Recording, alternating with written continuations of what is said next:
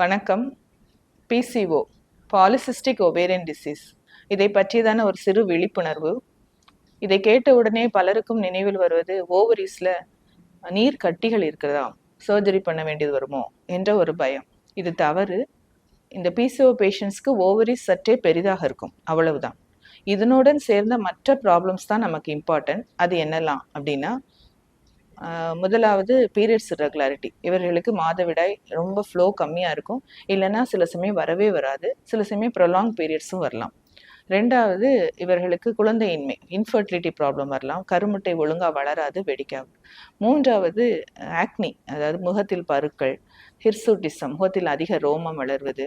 இவர்கள் பெரும்பாலும் ஒபீஸாக இருப்பார்கள், பருமனாக இருப்பார்கள். இதனோடு சேர்ந்த மற்ற பிற மெட்டபாலிக் ப்ராப்ளம்ஸ் லைக் இவங்களுக்கு நிறைய பேருக்கு சுகர் இருக்கும், டயபெட்டிஸ், ஹைப்பர் டென்ஷன், இதெல்லாம் இவர்களுக்கு இந்த பிசிஓ பேஷண்ட்ஸ்க்கு அதிகமாக காணப்படுகிறது. ஸோ இது ஒரு காம்ப்ளெக்ஸ் மெட்டபாலிக் ப்ராப்ளமாக தான் நம்ம பார்க்கணும். இதை எப்படி எதிர்கொள்வது, இதை எப்படி கட்டுப்பாட்டுக்குள் வைப்பது? பிசிஓங்கிறது ஒரு லைஃப் ஸ்டைல் டிசீஸ். அதாவது ஒரு 35-40 வருடங்களுக்கு முன்பாக இது அவ்வளவாக காணப்படவில்லை, தற்போது அதிகமாக இருக்கிறது என்றால் இதன் காரணம் நம்மளோட life style changes. Food habits have changed, physical activities have got reduced, ஒரு ஸ்ட்ரெஸ்ஃபுல் என்விரான்மெண்ட்குள்ளே வாழ்கிறோம், என்விரான்மெண்டல் சேஞ்சஸ், நிறைய டாக்ஸிக் என்விரான்மெண்ட்டோடையே நம்ம வாழ்ந்துட்டு இருக்கிற மாதிரி ஒரு லைஃப் ஸ்டைல். இதனால தான் இந்த பிசிஓ பெரும்பாலும் இருக்கிறது. இது எப்போதுமே ஒரு ப்ரிவென்ஷன் ஸ்ட்ராட்டஜி நம்ம எடுப்போம் எந்த ஒரு நோயையும் எதிர்கொள்வதற்கு. பிசிஓவை பொறுத்தவரை ப்ரிவென்ஷன் ஸ்ட்ராட்டஜிஸ் அப்படின்னு யோசிச்சோம்னா, தாயின் கருவிலேயே இது ஆரம்பிக்கிறது. ஸோ தாய் ஒரு ஹெல்த்தி லைஃப் ஸ்டைல் அண்டர்கோ பண்ணணும். ஹெல்த்தி ஃபுட் ஹேபிட்ஸ், பாரம்பரிய உணவு வகைகள், இயற்கையான நேச்சுரல் ஃபுட்ஸை தாய் உட்கொள்வது.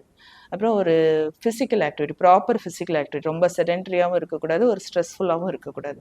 ஸோ இந்த மாதிரி தாயின் கருவிலேயே பிசிஓ வராமல் பார்த்துக்கிறது ஒரு முக்கியமான வழி. ரெண்டாவது, குழந்தை பிறந்த பிறகு ஃபர்ஸ்ட் எனிமையாக நம்ம பார்க்குறது ஆர்டிஃபிஷியல் ஃபார்முலா ஃபீட். ஸோ தாய்ப்பால் கொடுத்து நேச்சுரல் ஃபுட்டுக்கு குழந்தைய பழக்கணும். குழந்தை வளர வளர ஜங்க் ஃபுட் கம்ப்ளீட்டாக அவாய்ட் பண்ணுறது, ஒரு டெய்லி ஃபிசிக்கல் ஆக்டிவிட்டி என்கரேஜ் பண்ணுறது. லைக் ஸ்கூலுக்கு நடந்து போகலாம், வெஹிக்கிள் யூசேஜ் அவாய்ட் பண்ணலாம், ஸ்க்ரீன் டைமை கொஞ்சம் குறைச்சி ரெஸ்ட்ரிக்டட் ஸ்க்ரீன் டைம் அந்த மாதிரி ஒரு கம்பல்சரி இதுக்கு கொண்டு வரலாம். ஸோ இந்த மாதிரி வளர வளர குழந்தைகளையே அந்த ஒரு ஹெல்த்தி லைஃப் ஸ்டைலுக்கு பழக்கலாம். அடுத்து, பிசிஓ வந்த பிறகு என்ன செய்யலாம்? முன் சொன்னது பாரு, பீரியட்ஸ் இரெகுலாரிட்டி, குழந்தையின்மை, ரெண்டுக்குமே நிறைய ட்ரீட்மெண்ட் இருக்குது. பட் இந்த ட்ரீட்மெண்ட்லாம் ப்ராப்பராக எஃபெக்டிவாக இருக்கணும்னாலே முதலாவது நாங்கள் சொல்கிறது வெயிட் ரிடக்ஷன். ஸோ பெரும்பாலும் ஒரு இனிஷியல் வெயிட்லேருந்து ஒரு 2 to 3 kg இவங்க ரெடியூஸ் ஆரம்பித்தா மட்டும்தான் இந்த ஹார்மோன் ட்ரீட்மெண்ட்ஸ் அல்லது இந்த கருமுட்டை வளர்ச்சிக்கு நம்ம கொடுக்குற ட்ரீட்மெண்ட் எதுவுமே எஃபெக்டிவாக இருக்கும். So first and foremost treatment, the effective drug available அப்படின்னா அது லைஃப் ஸ்டைல் மாடிஃபிகேஷன் தான், எல்எஸ்எம் அப்படின்னு சொல்லுவோம். 100+ வெயிட் இருந்தால் கூட ஒரு 2 to 3 kg ரெடியூஸ் ஆனாலே அவங்களுக்கு அதனுடைய பெனிஃபிட்ஸ் தெரிய ஆரம்பிச்சிடும். வெயிட் குறைங்கன்னு சொல்கிறது ஈஸி, செய்கிறது கஷ்டம்.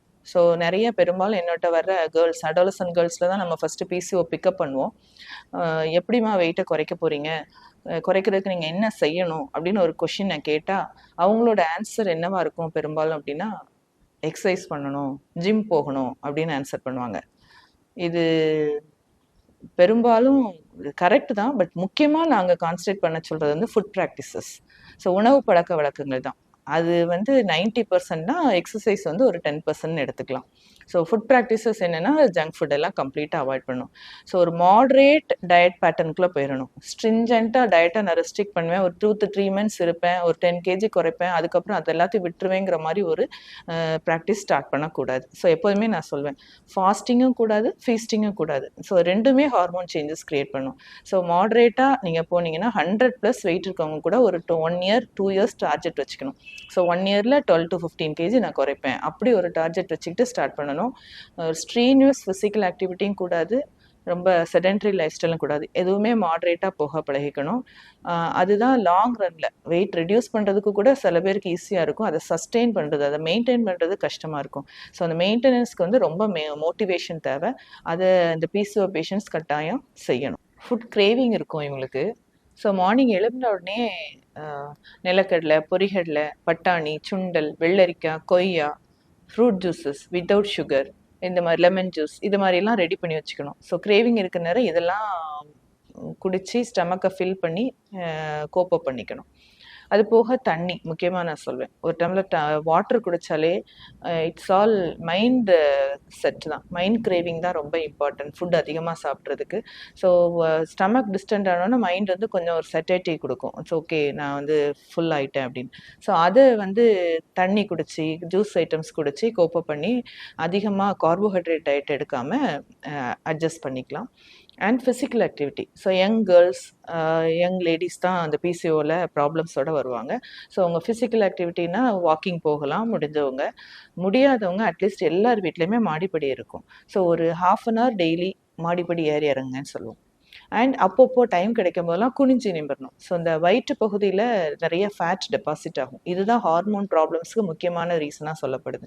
ஸோ அடிக்கடி குனிஞ்சு எழும்பி அந்த வயிற்று பகுதியில் ஃபேட் டெபாசிட் ஆகாமல் பார்த்துக்கணும். இந்த மாதிரியான லைஃப் ஸ்டைல் சேஞ்சஸ் பண்ணுறது மூலமாக பிசிஓனால் வர்ற ப்ராப்ளம்ஸ் எல்லாத்திலிருந்தும் நம்ம விடுபட்டு ஒரு ஹெல்த்தி லைஃப்பை வாழலாம். ஆரோக்கியமான வாழ்க்கை முறைகளை கைக்கொள்வோம். மகிழ்ச்சியுடன் பெண்மையை அனுபவித்து வாழ்வோம். நன்றி.